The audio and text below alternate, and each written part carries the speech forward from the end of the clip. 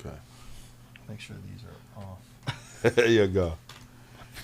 Yes. Welcome to another episode of Stories to Create podcast right here at Yas Club. I'm your host, Cornell Bunting.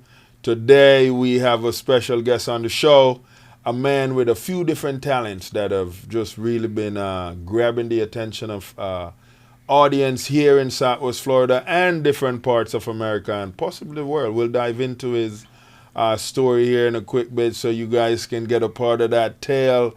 We are speaking with a gentleman that is a motivator. You know, some would look at him as a mentor.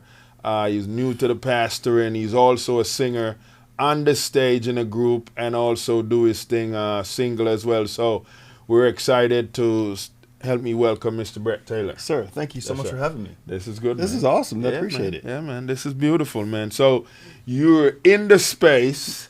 What we do with our guests, you know, we try to take them on a tale, so we treat them. And so we ask our listeners to tap in while our guests tell them a little bit on, you know, where you were born, where you grew up. Absolutely. So I have a unique story. Well, Okay. everybody has a unique story. Yes. But my biological mother was 13 years old when she had me and had to give me up for adoption. My mom, my adopted mother, was, I say was because she passed away from cancer a little bit ago. Okay. But was Russian. My dad is Black Pentecostal. Come on. So, Wow. and Okay. we hail from Canada. Okay. So it's Okay. like this hodgepodge of crazy. And so I am North American, black and white, Okay. all Indian inside of me as a person. Yeah. So coming from a 13-year-old mother into this amazing family, Right. my mom couldn't have kids. Okay. And so into that, they said, hey, why don't we start adopting? Yeah. But before that, let's do foster care. Okay. So in the middle of foster care, they started raising at-risk teens who were physically abused, sexually abused. And I know you do a bunch of that amazing work. Yes. That I got to hear a little bit about. But they chose to start a home, and Okay. then they actually started fostering their home. So 160 kids over 35 years. Wow. And adopted 2. Yeah. And so I come from a very amazing background. Okay. But also one that was challenged, like 13 years old. Yeah. Can't have it, do secret adoption. Back in the day, it wasn't cool. It wasn't a thing to have children. Give him up, hide it, and then go about your life. Wow. So God's experience in my life was, again, detailed. Like not being able to have parents, not being able to have children, into parents who were so diverse in racial area. Even faith was different. Yeah. One was Black Pentecostal, like Blues Brothers Church, 3-hour service. One was Frozen Chosen. Oh, So very like no raise your hands, don't pray out loud. Very different, amazing people. Wow. Who were married for 55 years. So that's where we came from. So what you're saying right now, the communication had to be amazing among them, just, you know, for that to even work the way.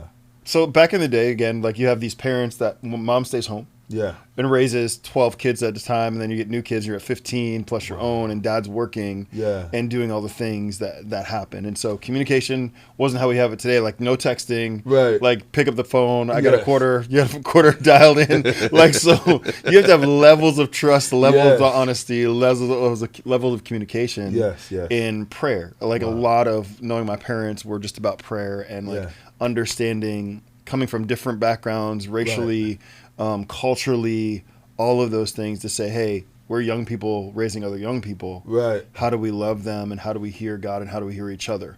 So watching them have an amazing moment. So let me ask you, man, because, you know, you're in this diverse home where none of these kids would consider blood No, not siblings or anything. But what was that like, man? Was you guys? Yeah, because I was born into it. So my parents did it from 21. They got married at 21, I think, and then 2 years, and then I was born in. Okay. So being brought into that, everybody was new. Right. And so sometimes we wake up with 3 new brothers. Right. And you just, hey.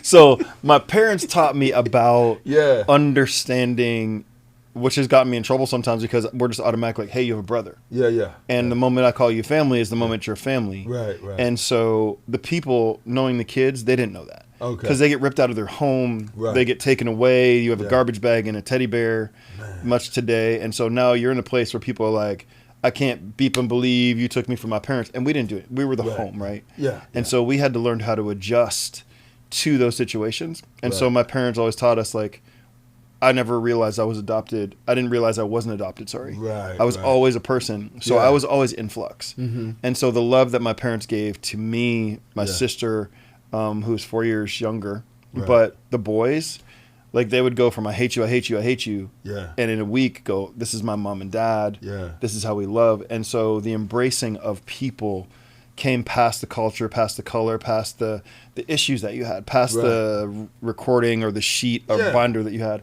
And so my parents did an amazing job of teaching you how to be well-rounded, how to love, and how not to judge people from where they came from. Right. Understand where they're going and potential, which has served me for the rest of my life watching them be amazing. That's amazing, man. And so this all was happening in Canada? Yes. So Ontario, so Detroit, across the border. Yeah. All the people in Detroit, what's up? I guess so. We're across the border. They call us Little Michigan because we are not a part of the rest of Canada. We're like we're our own entity. Wow. Have you been? Well, yeah. So my friends, they're in Woodbridge, up there, and then I have a lot of friends in Toronto. Okay.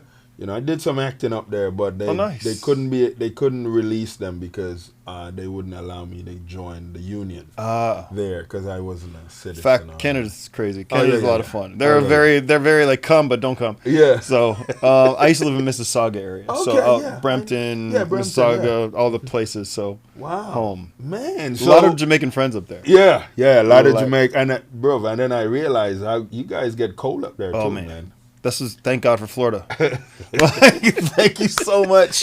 Jesus wore sandals, so should I. Like I'm that guy, right? So, like our punishment was go shovel the road. Like we gotta go to school. No, 6, wake up. Like so, it was cold. We get the 4 seasons, but I love heat. Yeah, like, I'm not built with insulation. Some people can't have more insulation than others. I was not there. Yeah, your body is done with frostbite and all that stuff. Hate. Oh my goodness. Hate.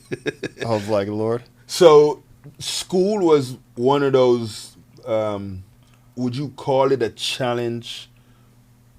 School life, then coming home to the very diverse family? No, Canada's very diverse in what we do. Yeah. My school life was hard because I was dyslexic, ADD, and had learning disabilities. Oh, okay. And so even when I was growing up, racism was still prevalent. Oh, like very prevalent in the place of like, I was the only black kid-ish at schools. Right. Like I was the only person that they had seen. Racism was a thing. I've marked my body from teachers still.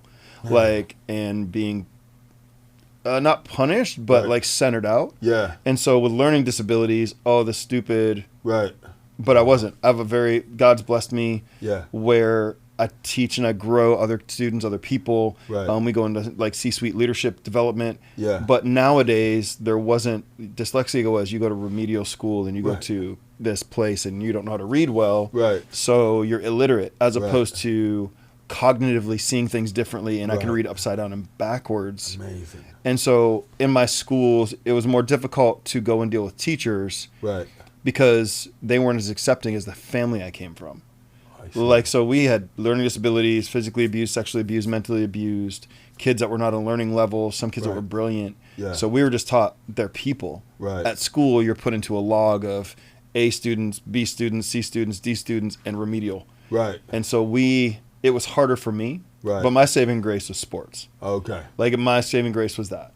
So, some would say, and, for me that have gone to Canada a few different times, I've never, witnessed the racism stuff. No, it's not there anymore. And it's, okay, they've kind of got rid of it over there. It's amazing because here in America, we do hyphenation, like African American, Chinese American, Jamaican, like in Canada, you're just Canadian. You're just Canadian. Like I am Canadian is our signature. Right. Very, very inclusive. Yeah. We're not exclusive. That's beautiful. So very like a lot of my Trinidadian, Bayesian, Guyanese, like Jamaican, like we just Inuit all the way down to my mom being Russian, Czechoslovakian. My room was full of people. Yeah. After a certain age bracket. Okay. Like after I would say 5th grade, we started going to schools and there was more kids, and Mississauga wasn't like it is now, like Brampton it's very, very eclectic. But when I was growing up, it was not that. And so you're talking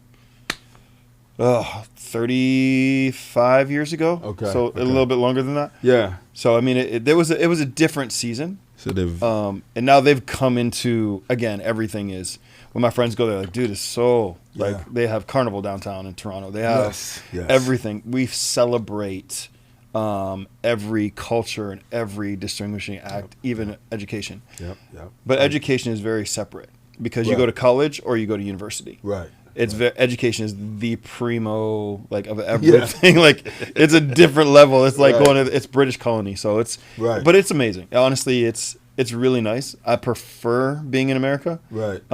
Just because of the things that we're afforded. That's a beautiful thing, man. Now, so in school, what sports did you take to? I was kind of eclectic. I went to, so we did a lot. My coach, I played basketball, volleyball, football. Super athletic. My go-to was basketball. So 10th grade, full ride scholarships to schools and universities. And my dad was like, hey, but I drilled into that because that's what you were known for. I didn't sing. I stopped singing in 4th grade because the teacher told me to shut up and never sing again. Really? So I just like, and so at that point it was like, you don't sing and have a music career. Like it was like you don't sing and play basketball and have a career. Right. Now we have rappers and singers and you do both and you have all of this eclectic amazing. There it was like, pick one. You either play football and be a quarterback, or you play basketball, or you run track, or you do volleyball. And I was like, well, I just want to be Bo Jackson. Like play it all and do it all. And but that was kind of, we made decisions, which were great. Again, great for isolating your mind, great for understanding the fundamentals, great for being part of a team, great for everything we do tenacity-wise. So my goal was basketball. And then I went to university on a full ride and then canceled it and went and I sang. Did you? I got to school and they were like, so?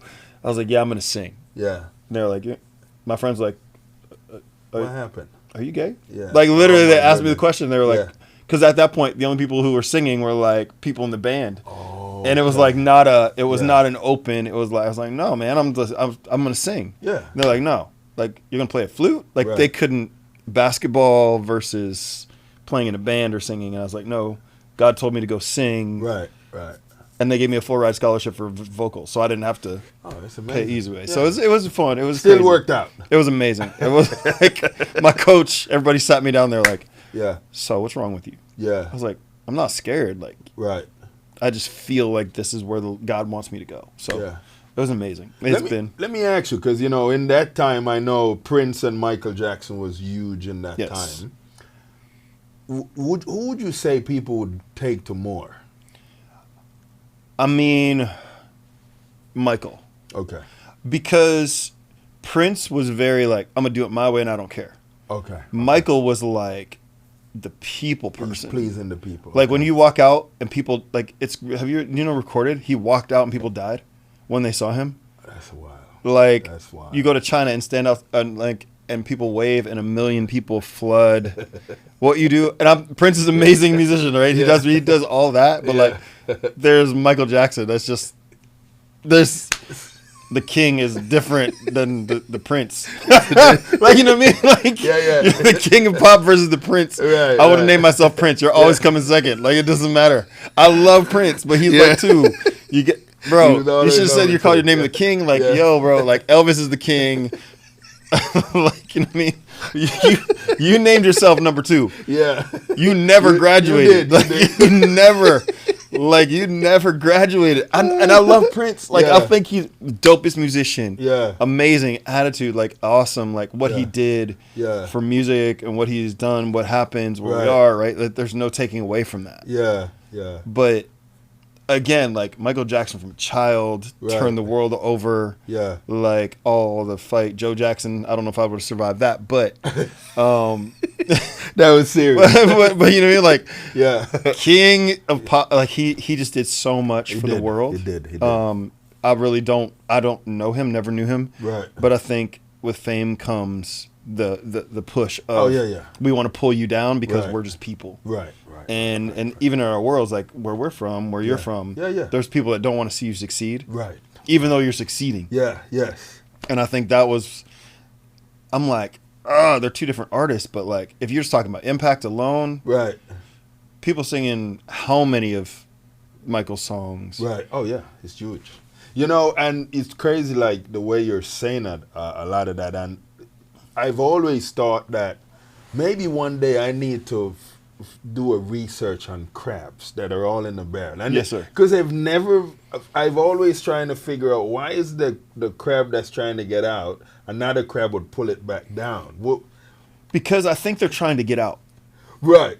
But like, this... Like, you know what I mean? Like, yeah. Like, people like, you're pulling down. I'm like, no, they're pulling up. Right. And then somebody's pulling them up. And I'm like, because I researched it, because it's one of the things we talked about. Because people always say, well, crabs in a barrel. And I was like, yeah, but they see that you're up. Right. So those crabs are always reaching for something that's up. Right. So they're trying to get out, but because they got that weight, yes, it doesn't help. Because if you put somebody in a chair, like this is what we teach when you, like for grid, one of the things that we do for leadership. Yeah. And I'm like, hey, there's a reason I was a lifeguard. They tell you to lay flat on your stomach, put your hand in the water, and then pull someone out or lean in. Right. But because you will go under. Right. But when people are going up, people automatically want to go up with you. Like we higher education. Right. And yeah, there's people that pull you down. But I think, and again, I'm not the expert on crabs. I don't even eat them. This is too much work for me. Y'all get hammers and be like, get this much meat. I love you, but I'm not there.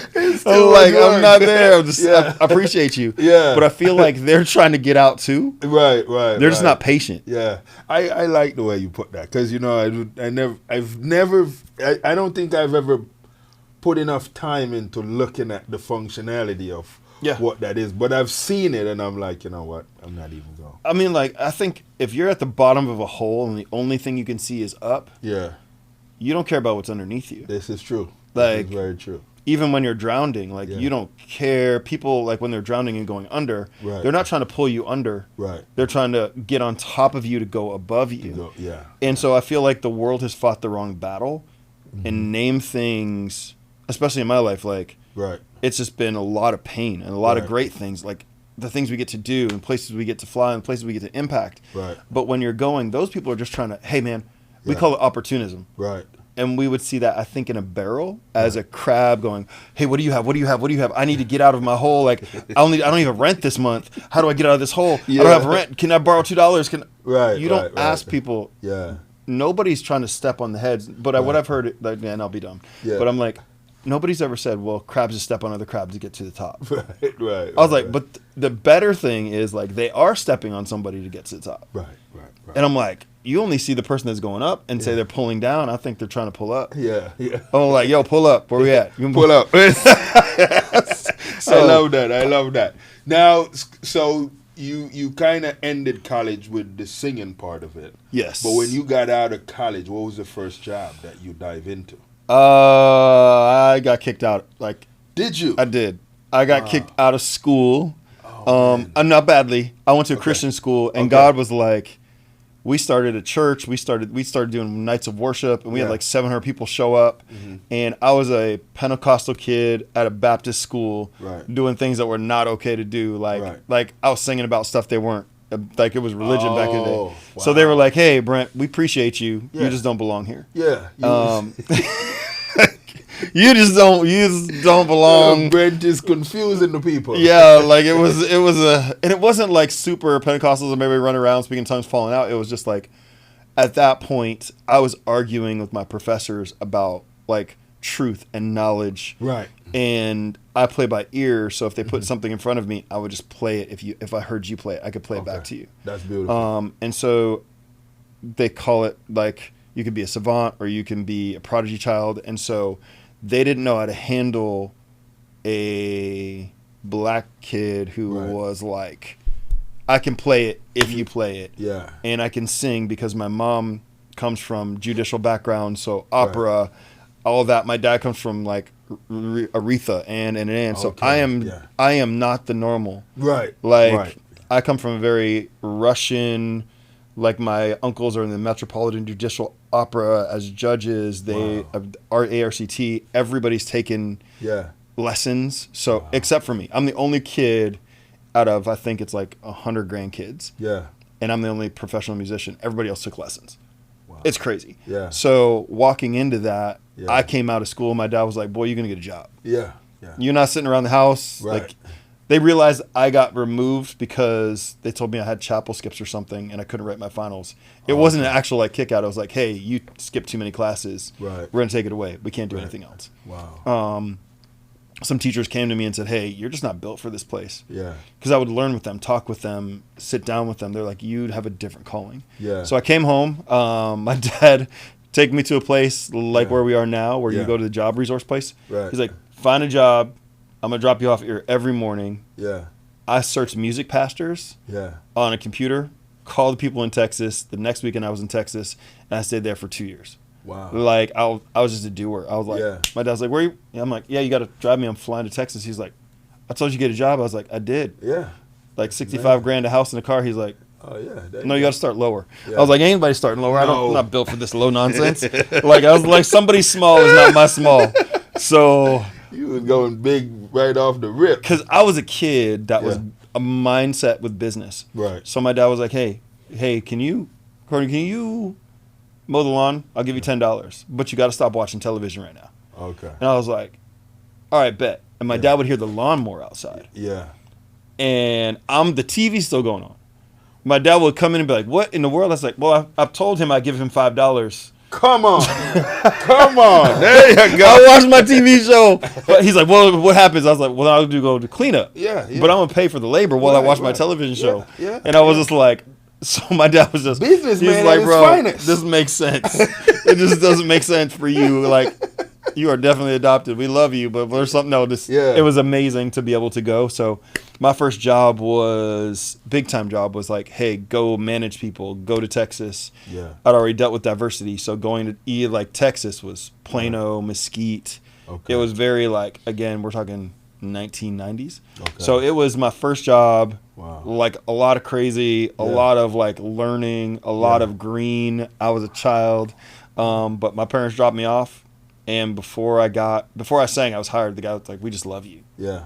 That's awesome. And so we stayed, got an apartment, had a car, rolled. Like at 20 something, I was like making 65 grand a year. That's amazing, man. So it's nuts. So you were your mom or your dad? Who was the cook in the family? Well, there's so many stories, man. Bro, there's so many stories. Woo. Mom, I love you, but you know, no. So the story, my mom tells the story, so it's great. Yeah. My mom was Russian, so she knew how to bake. Okay. So when she started making food for my dad for the first 2 years Right. of their marriage, she was like, my dad was like, bro. My a mom was disaster. like, it was terrible. Oh man. She would make it, burn it, make it harder than life because she didn't know how to cook. But she would bake a pie or bake like amazing desserts. But my dad's not a dessert guy. Oh man. So often my dad would she would make stuff and we're like, what is this collaboration? Yeah. Like she'd be like, it's a casserole. I was like, so I'm very picky. Okay. So my dad and my mom, as she grew, became an amazing cook. Okay. But my dad was also the oldest brother of 10 kids. Oh, okay. So he grew up cooking, building, like everything, scalloped potatoes, mashed potatoes, meat, all kinds of stuff. So two very different eclectic people. Yeah. But my mom later, like spare ribs and stuff, my mom became an amazing cook, that's amazing. Awesome. So I had to learn. Yeah. So you learned how to cook early. I did. If you wanted to eat sometimes and you didn't like what they had, you had to go either fall asleep at the table or figure it out. Figure it out. You got to figure this out, my guy. Like, ain't nobody worried about you. We got 10 other kids, 15 other kids. Like, if you don't like it, here's some Cheerios. It was. Wow. But it was amazing. Amazing. 15 people around the table. Just hot dogs and whatever else. Oh man. So you decided Texas. Yes, you're sir. only doing 2 years. Yeah. What was the next move? I was on the road touring. Okay. So I started touring at 17. Okay. I did small stints at churches, but I would be more of a consultant. So if you had a 4,000 member church or something like that, we're coming in and fixing the problems and then staying. And so I love being on the road. Right. So that means band, employees, touring, writing our own music, developing our own structure, running business at a level, and then being at different churches. Okay. But the churches I would go to wanted a different style than they were normally used to. Right. So you're always running into great people but challenges. It's like going to a business and being a CEO. Yeah. And you're now shifting the Titanic. Right. And so you're doing it with volunteers. Right. And nobody's paid, so you can't like, hey. Yeah. When I'm paying you, right. no matter what you want. When you're volunteering, it's like, yo, is he okay? Yeah. And so I did a lot of those jobs, but the main thing was like touring and running business and consulting. Okay. So a lot of the business was like, look, I don't want to work for anybody. Right. I love people, so I have to work for people. Right. But also my mom and dad started a foster care company with my dad with like little education. My dad owned a business, owned a motel at 21. Wow. And so when he was 17, there was, going back to racism, like my dad went to a black school in Canada, like black only and white only school, black and white fountains. Wow. So 9 o'clock, my dad couldn't be on the street. It was a law that said that black people can't be on the street at 9 o'clock. And so they bought hotels and did things that my dad was the first black business person in the area, plus. So for me, even being adopted into, it was just like, no, man, we do this. Like, we'll figure it out. Right. If you have a business, if you need leadership, basketball, all the sports. So you watch this amalgamation of your life come together and go, do I really want to work for these people that tell me to be here from 9 to 5? Right. Or do this?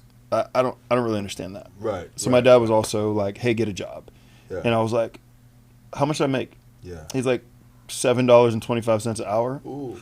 I was like, but I sell CDs. Yeah. And they're $15. And they cost me $2 to make. Right. So if I go work on a weekend and I sell 10 CDs, every time I sing, I'm working 30 hours in a weekend, only singing for an hour a night. Why would I go? My dad was like, he didn't really understand. I was like, I'm working an hourly wage, making double. Right. And I'm gonna go sing. Yeah. Like we're just gonna go sing. We're gonna make this work. Like, listen, Dad, I'm gonna make it make sense. And then he'd be like, where'd you get the money from? I was like, I sang. Yeah. And they would pay me to come sing, and then I would sell CDs and T-shirts. That's beautiful. So now I'm like, oh, I have a business. Now I have an apparel business. I have a manufacturing business. Right. And I'm getting paid like $500 to sing on a weekend. That's amazing. So you're making $1,500. So that's where my job went to. Entertainment is a value. Right. I'm not singing in bars. Right. I'm not around anybody who's throwing fights or fists or people. I'm singing in a Christian environment. Yeah. And we're helping people be better. Right. Yeah, we ain't. No. You ain't got to worry about them not paying you. They definitely gonna pay you. No, my dad saw first check. He's like $2,000.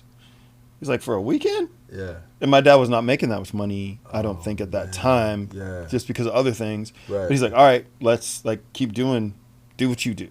Yeah. So that's where I think the job went into, and I listened to other people tell me to get a job. Right. Because, well, how are you gonna ever get married? And now we have this whole entrepreneur world. I'm like, man, I was doing that at 16. Like nobody cared. So that's where the jobs went. Wow.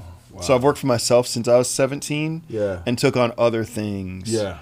To supplement income or just to be a part, or you like the girl, so the girl's like, you need a 9 to 5, so you go get a 9 to 5. And she's not here, so now you're like, oh. So it's been, I keep saying the word amazing, but man, I'm just so blessed to be able to like help other people find their worlds by the challenges and the overcoming that I got to go through. Right.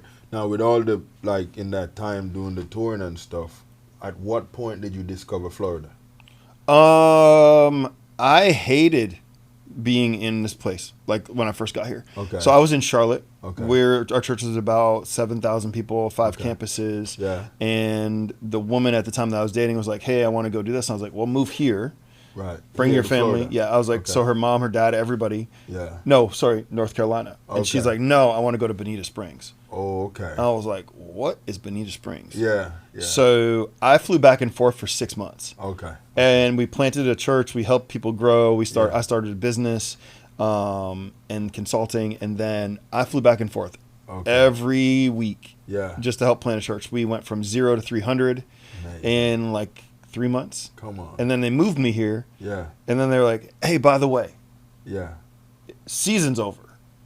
I was like, what is season? Like nobody told me. Nobody told me 300 million people leave Florida. Yeah. So I was like, what is season? They're like, oh, all the snowboarders go home. I was like, oh. So I moved here and then I didn't have a job. Right. So God brought me here for impact. And then he's like, okay, no job. So I went back out on tour. Right. And been here ever since. I've been here for 13, 14 years now. Amazing. So wow. Just because I feel like this place needs to be impacted business-wise, mentally. There's a lot of young people. Yes. The foster care system, I wear an advocate bracelet. Okay. That there's like thousands and thousands of young people. Yeah. That are overlooked because of the medical facilities, because of what we do, because of those things. And so, man, just much like you, I'm just so grateful for what I've heard about what you do. Definitely, man. Here and overseas. Definitely. And so the touring part allows me to have a voice. That's beautiful. The business part of what I do, which is like mentoring, high-end consulting, and then we do things for like young people. Right. And so just going into schools, positive peer pressure speaking, and understanding who they are. Yeah. I think they have been forgotten, because when I moved here, there was no school in Bonita Springs. Right. There was it was all older, 55 and up community. The Hispanic community had a place where we go serve, but none of the people wanted those people to come to church. Wow. 120 kids in daycare, and everybody's over 65 at your church. Yeah. And you run 3,000. That's awesome. And I'm like, how do we navigate this? And so when we got there was 3 kids in youth group, and I think 2 more came, and then I was like, I'm done. Yeah. And we are like, hey, we went for 55 kids in a month. Right. And now these kids are being impacted, and then it went to season, and we're like, what do we do now? Right. So learning where we're at now is awesome. Awesome. It's really good to be able to see places like this and what you're doing, and social media structures. Yeah, man. I got to tell you, just from listening to you, and I know my listeners are going to be like, you should invite them to the Christmas of Hope event. So, because one of the things we do, every year we do a different parish. Okay. And we help anywhere from 1,000 to 1,500 families. And we have doctors and nurses that come in. So while they're checking on the mental health of those families, we're entertaining the kids, and we're giving the kids a new toy. That is awesome. Yeah. So this year we're doing St. Mary. So we definitely got to look at what that's going to look like. I would love to be a part if I can be. Yeah, man. That would be amazing, man. So, so with the way you were moving, and then just kind of seeing this is what your purpose looked like, when was the first time you sat down with a group of youths or individuals that needed that type of, coaching type of sound? 17. Wow. Again, what I came from. So right. I was one of the top. It sounds arrogant, but I want to be arrogant. I just learned from 30 years of experience, 100 kids in and out, plus everybody else's kids. Right. And so I would go into schools and sit down with hey, we have a problem child who's off the charts. Right. And I'm like, okay, what does this look like? So we're going into schools at that point. We're going into youth groups at that point. We're going in to have conversations.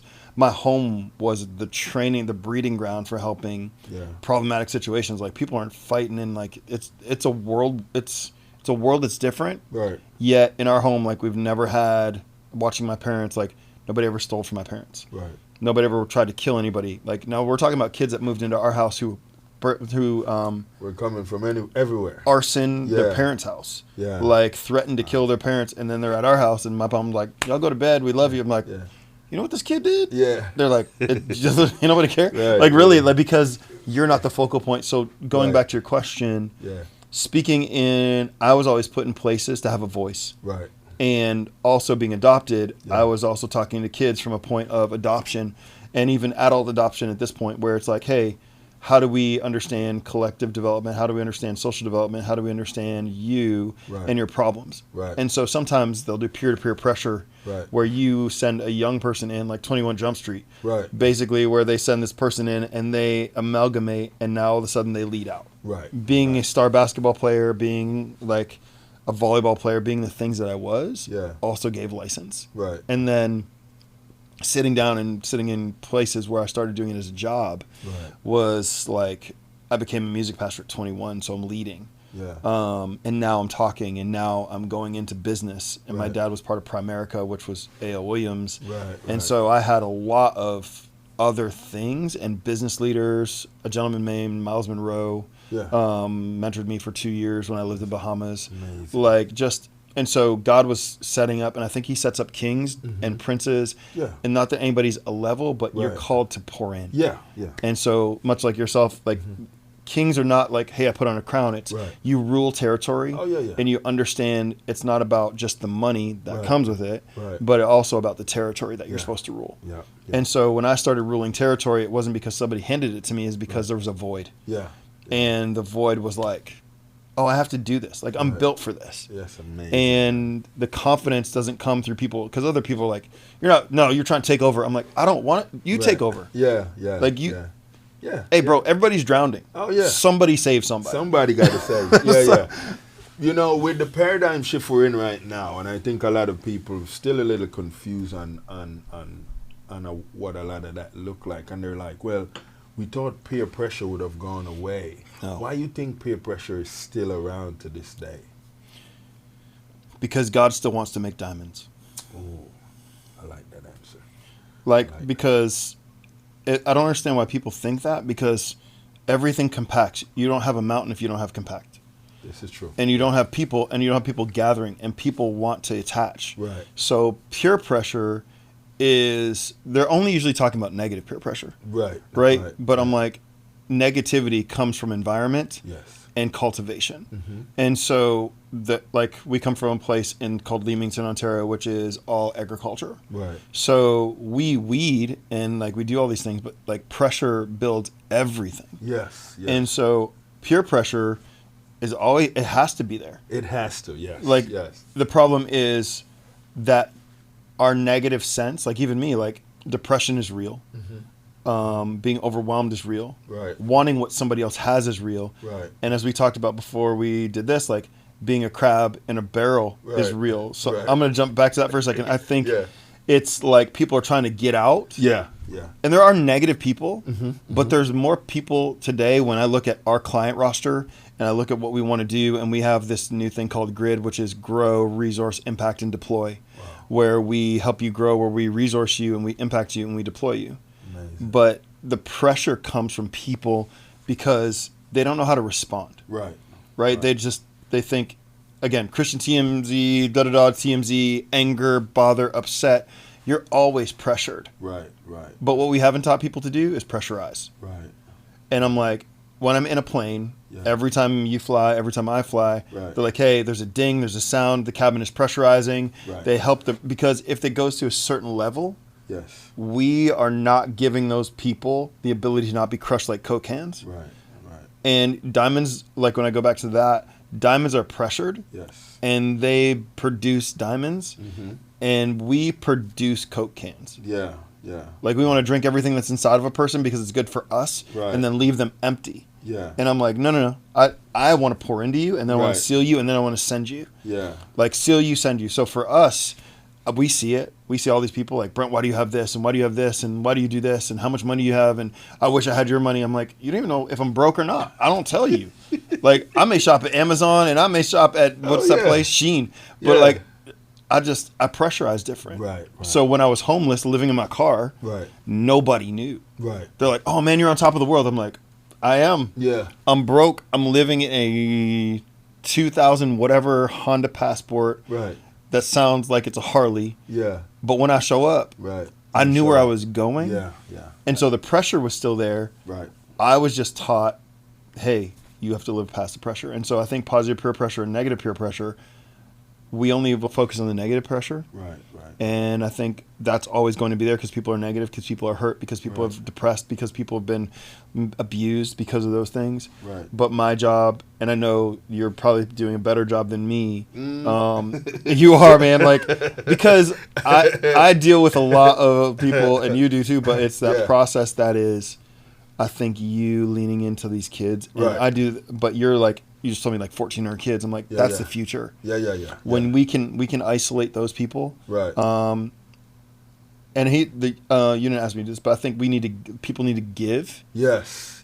Because you're not giving to me, you're giving to legacy. And so if I can add positive peer pressure. Right. From this level. Right. When it gets to this level. Yeah. Now we're at a whole different outcome. Oh, definitely. And I don't even know if I'm answering the question, but I think it's always going to be there because we want people to do better. Yeah. Can I add one more thing? Yeah, definitely. If you look at a stadium, the stadium is built to bring pressure. Right. Anything is it's around you and there's pressure. Right. the pressure of defense is different than the pressure of offense. Yep. And so when we try to run by ourselves, we will always fall to peer pressure. Yeah. Because the negative peer pressure will have a better defensive line. Right. But if we have an amazing line and we have a quarterback, like you quarterbacking kids, like you quarterbacking the moment, like you building other people, and you throw the ball to the right person, we win. Right. The pressure didn't change. No, it did not. Just our route. Right. It just this. You've executed the route well. And so whether that is soccer, whether it's football, whether it's baseball, like we're not an individual sport. Yeah. And so we keep individualizing people. Yeah. And then we wonder why they broke. I think you'd be a perfect person, for this question too, because I was in a conversation the other day with some brothers, and I was talking to them about be mindful of the interceptor, the person that's going to come and intercept. Like there's always some interception that's going to happen to keep you from getting to where you are, but it comes in so many different ways. Why is it so challenging for a lot of individuals, even individuals that have moved into that space where they have more a mature mindset now, still can't see those interceptions when they happen? From my perspective, which is not right yet. Okay. I think it's right, but not everybody will think it's right. Yeah. But back to team. Yeah. Like, let's look at people, right? Like football, and I'm not a big football player, right, but I understand the game. Yeah. And there's a quarterback, yes, who sees at a ground level. Right. There's a coach that at least sees from a sideline level, and there's people in the box. In the box, yeah. And they have headsets, and they're all communicating, calling the plays, yeah. And before that, they've done the fundamentals. Yes. And the fundamentals are: if my line doesn't block, the quarterback can't throw the ball right. This is true. And if it's 1-to-1, man-to-man, then I'm never going to win because the quarterback can't throw to himself, and the person can't throw to himself, and so-and-so can't throw to themselves. Right. And so in any culture, the team that wins is always the team. Mm-hmm. And people are like, I got here by myself. I'm like, there's no way. No way. It won't happen. So I can't see my blind spots. Yeah. That's why I have mirrors on my car. Right. And so if you and I are in business, I'm not afraid of you. Right. So I think you shouldn't be. No, and I'm like, I think people go, oh, do I trust him? I was like, I trust someone so far. Yeah. And that's not negative. Right. Like, I can only throw so far. Well, yeah. So I can only trust that I can throw as far. Right. And you can only catch in this area of life. So my job is to understand, I think, in the process of not being intercepted, of what I can see, what so-and-so can see, and the things that we have together. Right. And when I start individualizing, I'm always blindsided. 100%. Yeah. When I see horses, they have these blinders. Right. And my job is, as a horse, is not to be focused, but the person with the reins steers me out of trouble. Right. But if I'm not listening to the person that steers, then I'm always intercepted. You're gonna get intercepted. And I will not arrogantly. I'm decently intelligent. Like, no, that's not true. I believe like God's given me a pretty big IQ and pretty big back end. And you're like volubly intelligent. I'm like there's so much stuff that you do. Right. I still don't see all of the sides. I get it. And so most people are afraid. Right. And when you start utilizing people for trust versus vision, it's very different. Yeah. Because you can call me as a consultant. I'm like, hey man, here's the tricks. Here's the problems. Here's what's going on. I don't need to be on the court or on the thing or at your business, but I'm like, hey, here's the pitfalls. These 3 things. And now all of a sudden you're like, oh, step back. Last thing, sorry. There's a movie. 42. Have you seen it? Yeah. Definitely. Where Jackie Robinson meets the reporter. Right. And he's like, how you gonna? He asks him a question. Yeah.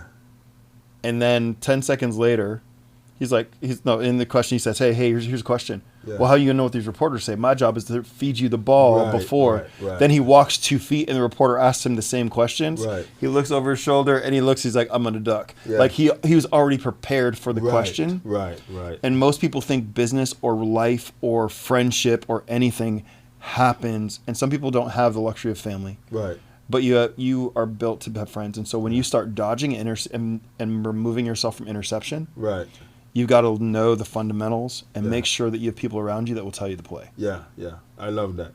And, unfortunately, there is individuals that don't necessarily have those people that tell them to play, or identify those people that they can put in their circle to tell them to play and what that look like. And I think with where we are now, with even a lot of different individuals that want to do more. Mm-hmm. Actually, I'm going to stick a pin in that for a minute. Okay. Because one of the things is, like right now, there's a lot of people that's moving in this world, but is not moving in their purpose. No. And it almost seemed like the mass is not moving in their purpose. And it's just a percentage. Yes. You think that will ever change? No. Man. I just don't. Yeah. I'm really biblical, so I'm like, for me, it's not offending. It's just, this is what I think. Yeah. There's a story in the Bible, and people may or may not know it. Right. But Moses is a guy that delivers people from Israel, and we always say that, and we see it, and we say in the commercials, and they go through the Red Sea. Yep. When Moses goes up, the people become different. Right. And when the leader comes back in, they change. They try to fall back in line. And they walk around for 40 years. Yeah.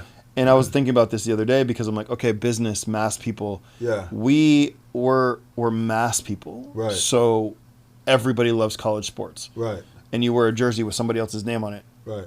If I have kids, I'm never letting anybody wear the Curry jersey. Right. Why am I going to let someone else represent another man that I'm leading? Right. I'm not saying bad. I'm just saying like, okay. So for me, going back to the premise is like the mass is going to follow. Right. And we will always look for the hero. Yeah. Because we keep watching things like Superman. Right. And Avengers. Yeah. And we just do, right? It just keeps and we've going. Created spaces where the elite will fit and the masses can watch. Right.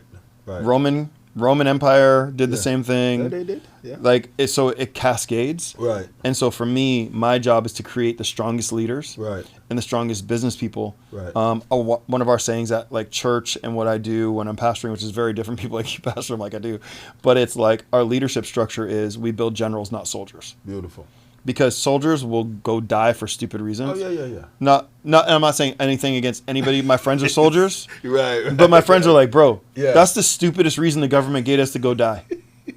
Bro, it's not like, and they're like, we're dying for stupid reasons. Yeah. I've lost friends in the war. Like you guys are going the wrong way. We know.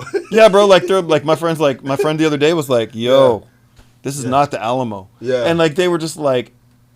And I'm not saying that soldiers are stupid. They're amazing. I have friends that are amazing. But like, they're like, look, I need to be the general of my life. Right. And so there's a place sometimes where we as soldiers just take what everybody says because they're the hierarchy instead of going, hey, what do you think? Right. What are we seeing? Yeah. For me, it's God. What is my faith saying? Right. And what is my intellect saying? What have you given me to run? Right. And I'm not going to go that way. Right. Kanye, who I'm one way or the other, right? Yeah. He asked a question, which I thought was the best question ever. He's like, so if one person's running down the road the wrong way in short shorts and a tank top with running shoes on, you think he's crazy. Right. But if 300 people do it, it's called a marathon. Like, you know what I mean? He's on. Hey, that's huge right there. And it's like, are you going to be the first one to do what you do? Yeah. And not just take orders and go, I'm leading, and if you guys want to come in the right direction, cool. Right. I think the worst saying is a leader isn't a leader if nobody's following him. I think that is ridiculous for me to say. Yeah. Because you're not a leader because nobody's following you until people start to follow you. Because the thing that you're about to do, Elon Musk, is crazy. Yeah. Like you're going to drive a car and it's going to drive by itself. Yeah, I saw it in the Back to the Future movie, but like what are we? And so I think we will always have people that follow. Right. Because nobody wants to fail. Right. And I want to fail. Yeah. Please, you give me a challenge. You have to accept the changes when they come. Yes. You know, and I think that the mass, and, you know, it's unfortunate because I think, you know, the newer generation feel like they're going to come and change a lot of the pattern that, the Gen X, the millennial, They're not. And they're not trying to go back further, but it's, and I tell people this before, and some people were saying I was being offensive when I said it, and I said, we're like sheeps. We are. But I was about to say that, and I just didn't say it. Thank God you said it. We call them the sheeple. Yeah. The sheeple. Yeah. Hey, like, I have 2 phones. You have 2 phones? Yeah. Bro, this is people, bro. Yeah. All right, so on Instagram, I follow. Yeah. On Facebook, I follow. And Right. YouTube, I follow. And on Right. everything else, I follow. And this is all I do all day, I follow. Yeah. Like, I'm like, bro. Yeah. You have the biggest tool in your life. Right. And all you do is follow other people. Yeah. Your whole life is this, bro. Yeah. Hey, one more scroll. Yeah. One more person. Oh, I like that. Yeah. Oh, maybe I should do what they're doing. Right. Not by doing this. All right, I just call it traffic jam. Yeah. And I know, like, honestly, like, we have a course. I want to talk to you about this after, but like, grid is like, yo. Yeah. What do you want me to do? Right. If you ask me what you want me to do, Right. you're a follower. Definitely. And if you ask me how to do it, yeah, that's different. What do you want me to do, and how do I do it? Right. Very different questions. Yeah. But sorry, I didn't want to cut you off. You said people no. are sheep. It's good. It's good because we're moving into like, for me, I treat grown-ups very respectfully. Mm-hmm. Yes, sir. And when I like this is how I am. Like, there's a path that I'm on. I'm executing. There's a specific thing I'm executing, and I'm like, okay, listen, I have a demand. This demand, I need this to come in and execute this. And so you're going to look at me and say, hey, I can execute that. Yes, sir. Okay, this is what that looks like. Yes. I'm going to give you what all that looks like. Now, for me, it's you now. Yes. Run with it. Yes, sir. A lot of times I don't get that because they're still waiting more. It's like my kids. Yes. Like I tell my boys now because, they're older now. Yes, sir. 18, 16. And I said, you guys are getting older. I shouldn't get up every day and tell you guys to do something that you're supposed to do when you get up. Make the bed, pick up after yourself. Don't leave all these stuff in the room. Like, these are little things that I'm every time. And this for me is like, okay, I'm going to not tell you guys to do this, and I'm going to go a week and let me see what that look like. There's a pile of garbage. Come on, bruh. I want you to like me after this. But right, like, so for 18 years they were told what to do. Right. How to do it. Right. Don't go outside of dad. Right. And if I do, there's going to be consequences. Right. School, same thing. Yeah. I just didn't care. Right. Like, I had a very hard. Me and my dad were not, as much as I love them and I talk about them, I honor them. Me and my dad did not get along well. Wow. But I was like, I'm going to do what I want to do. Yes. And so I think we've bred people that follow instructions. Right. Instead of teaching them how to build their own instructions. Right. And so, like, if I work with people's kids. Yeah. And like, they're like, well, you're 15 and they're lazy. And I'm like, no, I just put so much pressure on them, back to pressure. Right. That, yo, here's the reward. If you have no gas in your car, you can't drive. Right. This is a reward system. Yeah. And so I agree. Like, I'm like, do you have common sense? Right. And I'm like, common sense isn't common until I make it common. Yes. And so I am now learning, even in our business, even in our clients, even our partners, like, and we're like high dollar partners. Yeah. Like, when you come to talk to us, like, I'm going to give you $100,000 idea. Beautiful. I'm going to do that. Yeah. But like, constantly people are like, what do I do next? Yeah. I was like, what? Yeah. What do you mean, what do I do next? They're like, well, Surrey tells me to go, so-and-so tells me to go. Yeah. And I'm like, I'm not trying to be, I'm like, okay, what do you mean? Yeah. Okay, so here's how we do it. It's not that I think you're stupid. Right. It's not that I think that at all. You're intelligent. You're brilliant. Yeah. But as I walk through things, it's execution. Yes. We don't teach execution. Right. So we have people who are stuck. Right. Because education goes, hey, I'm going to give you all the answers. I'm going to teach you. Yeah. Then I'm going to put you in a desk, give you a pen or a pencil or a computer, and then I'm going to grade your test to see if it's right or not. Right. And then I'm going to tell you if you can pass or not. Right. Yeah. And I'm like, you've created this. You limit them. Yeah. And so for me, like, one of our taglines is like taking you beyond your limits into like you're limitless. Yeah. Or like our ability to push you is, okay, what do you have in you? What do you want to do? Right. Like, okay, how do we scope that? Yeah. what do you think's the best process for this? Right. Here's my check-in. Every day you got to check in with me on what you did. Right. Like, and do you mind? I don't know your sons. I don't know that whole format. Yeah. But I'm like, hey, here's what the goals are. Right. I need you to come check in with me and tell you what you did. Yeah. Because they're accustomed to, when dad gets upset, that's when my trigger happens. Right. Like, I promise, it's gonna like that thing of like, I don't know them, I haven't heard, but I'm like, oh, here's the level. So when a mom yells at a kid 1 time, 2 times, 3 times, elevation, they have built an elevation in their voice that's like, when the boss comes in and everybody's like, da-da-da, we'll play, we'll do whatever until the boss comes. They have built the expectation that when the boss is here, work matters. And I'm like, your whole company's a problem. Because you have not set in the boundaries beforehand. It's not hard. It's just like, hey, you win. And so I think those processes, even with myself. Like, I have to wake up. Like this morning, I'm like up at 6, and I'm like, here's what I have to do, and I set like an alarm, and I set an alarm, and I set an alarm, because I like accomplishment. Beautiful. I love that, man. Now, because we're in the last segment of the show right now, and a lot of people hearing a lot of these gems. Because we're hitting you guys, and you guys are welcome. You can donate. Just kidding. There you go. But, they hear you talk about one of the programs that you do. Yes. But talk to them a little bit about the company. Like when the company now, with how you help coach and steer and okay, what so that look like. We just shifted a little bit. So there's a couple things. There's grid, which we built. So grid is how we live. Grid, I built longitude and latitude. Everything is built on a grid. So when I looked at my life, I wasn't being successful. And so people get really stirred up about, I have a business, I have a company. I'm like, well, you don't have anything. You have an idea. And I was like, well, how do I grow? And I'm like, without growth, I'll go back. So grid is a part of the company. Grid is a part of our whole, everything I do in life is now on grid. When I start a company, when I help somebody else, when I help my own life, my relationships are built on grid. So there's 4 elements of that: growth, resource, impact, and deploying. And so this part of the company, any framework, our web design company, like, are we growing? What resources do we have? Are we impacting people or are we not? Are we impacting ourselves? Are we growing in impact? Are we shifting? And then the deployment is after we've understood what our impact is going to be.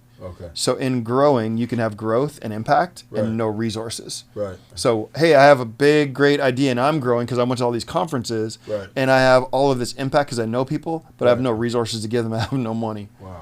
And then I can have resources and deployment and no impact. So I've got this amazing resource, but I don't know how to sell it. I don't know how to present it. I don't know how to deploy it. I just know how to put it out there. So I put it online and here's where we're at.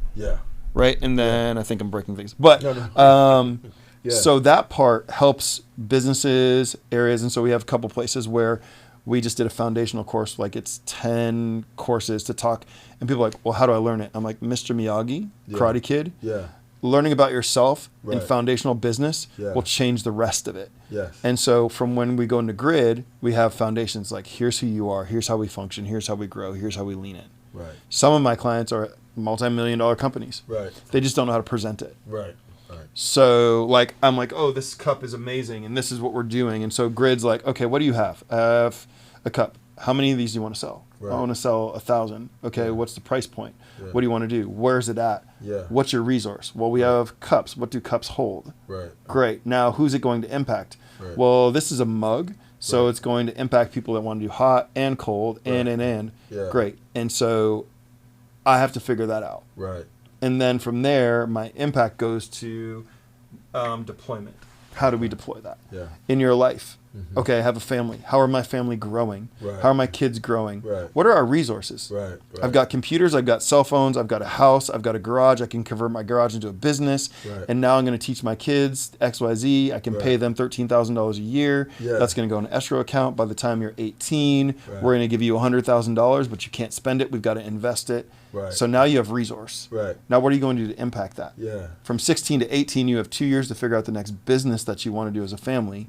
And everybody's going to pour in $25,000. So now I've got $100,000 on a bracket. We want to make $1 million a year for the family. That means $250,000 for mom, dad, son. Right. So now how are we going to deploy that? You're a social media guy. Right. You're going to do X and you're going to do X and you're like, and now we're deploying and I want you to hire your friends. I love that. So those are the places where we do that. If it's somebody who just needs, hey, I'm a mom. Yeah. And I don't know how to do this. I'm like, well, how many kids do you have? Right. Well, I've raised 3 kids by myself. Yeah. Okay. So you have a single mom channel? Yeah.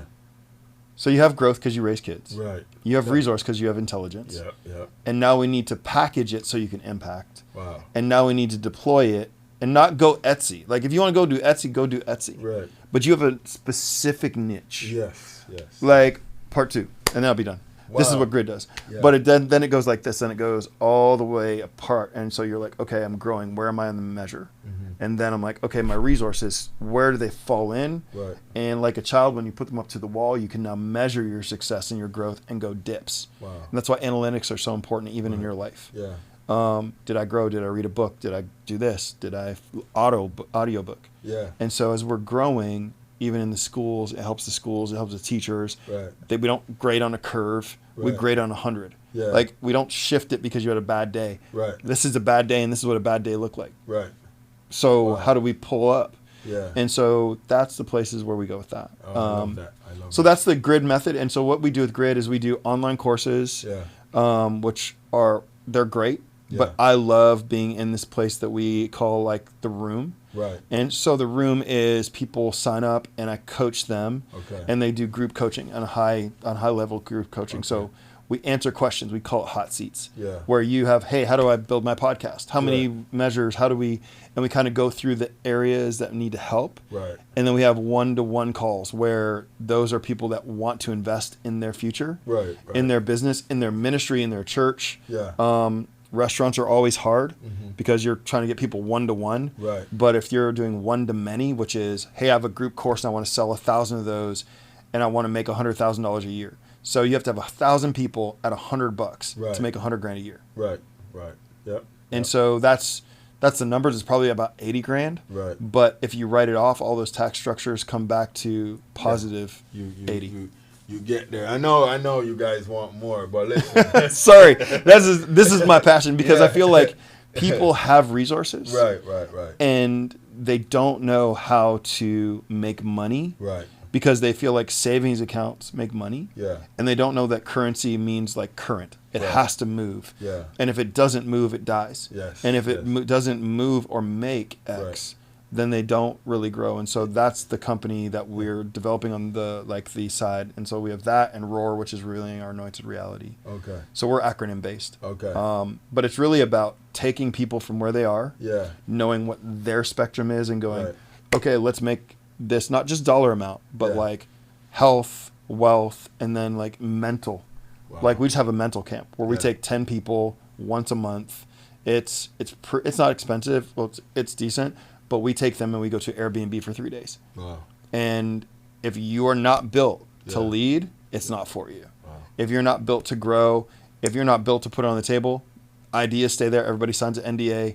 Nobody can take your ideas. Like it's a level that's like, but this is a think tank. Yeah, that's dope. So that is dope right there. Your favorite song? What is your favorite song? Right now, it's a simple one, but it's like, I'm writing music right now, so it's a problem. My favorite song is "I Love You, Lord," but it's really simple. Yeah. And it's just because of what God's done in my life. Beautiful. Because of what Jesus died for me for, and the things that I believe. Right. Sometimes the most simple things express the most deep emotions for me. Yeah. And I'm like, hey, God, I love you, and I'm thankful because my mom passed away from cancer. My sister died at 38. Right. Like. I've lost people in the last. Yeah. My assistant had a stroke like last week. Wow. And I'm like, man, thank you for loving me. Yeah. And that's so. I know it's not a deep thing, but I'm like, it's not like we are the world or. Why? But it's really like, man, I get to talk to God. That's beautiful. And I get to love Him because He loves me. So. I love it.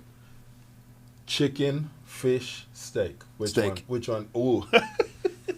Steak medium. Filet. Yeah.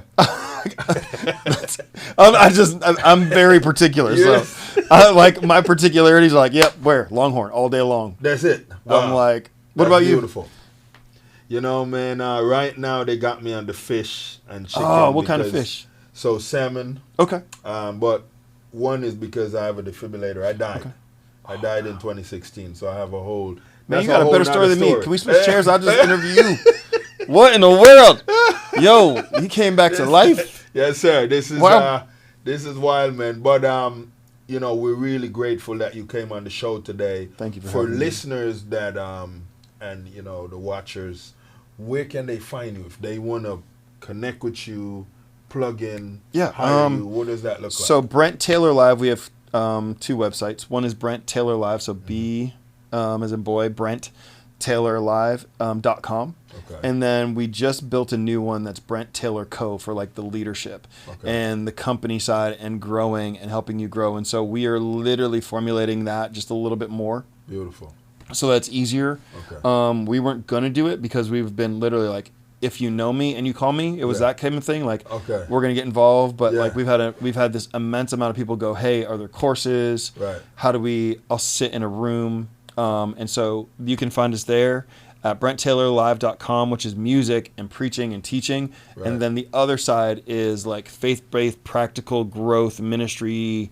Hey, I want to do this, but also business and leadership. Like, because we're such an absence of leaders. And we just have, like you said, sheep. That person led. Let me do it. Jesus is Lord. No. You have to have your own DNA. So if you want to find your own DNA, you want to go through that, you want to sign up for a Zoom call, I think we have an introductory rate for like $97 where we do a series of things where it's like, hey, once a month. Right. And then we have like tiered coaching. Right. To coach with me, it's a different level. Yeah. Because like I said, like I turned somebody, I think we did change their life and they made like $300,000 like in a, and now they have to do it. Right. I'm not doing it for you, right. But like here's the plan and the blueprint, and here's where we go. That's beautiful. I know you guys want more. I'm gonna give you guys one more. So for individual that is in deep depression, yes, and this is to go, what would you tell them, man? I just wrote like a book. Mm-hmm.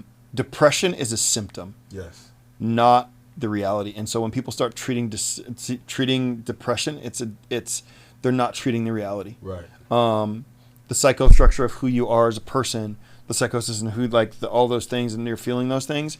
It's number one, change your environment. Mm-hmm. You have to move. Yes.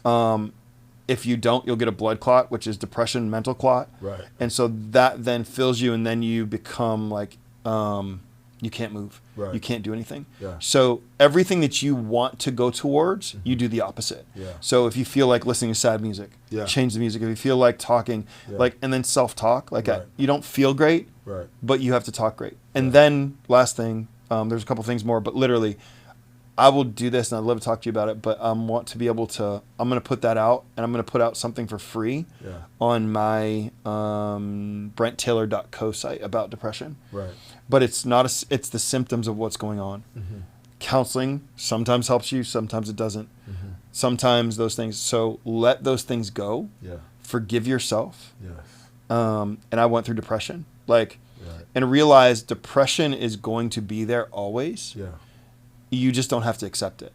Right. You don't literally living in a car, not feeling good enough, not feeling educated enough, not knowing where money's going to come from. People broke up with me because I didn't have enough, or you're not this, and you weren't at the light you were.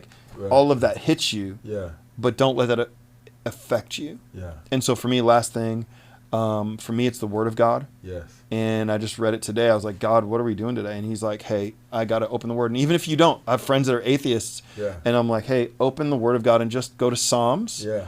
And you'll see David. Yeah. And he's a guy, and he just talks to himself. And he's like, look, God, if you can hear me, where are you at? And so for me, it's prayer, personally, worship, music, because it's different.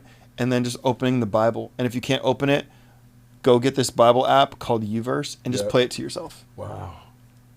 You guys are welcome. There you guys have it. Sir, thank you. Honestly, so can I say this? Yeah, definitely. Thank you for having me. Definitely. Thank you for letting me be in your space. Yeah, and thank you so much for letting me be in yours. Yes, yes. I think people see people on TV and don't realize we're just people or online, and you can do the things that you're created to do and called to do and have the ability to do. Again, my idea was I wasn't good enough and I don't know enough and I'm not going to make enough money. Right. And that's where I thought I was. And it really was like, who did God create me to be? Right. Versus what can I do and create? Yes. And those two parallels will help you in your depression.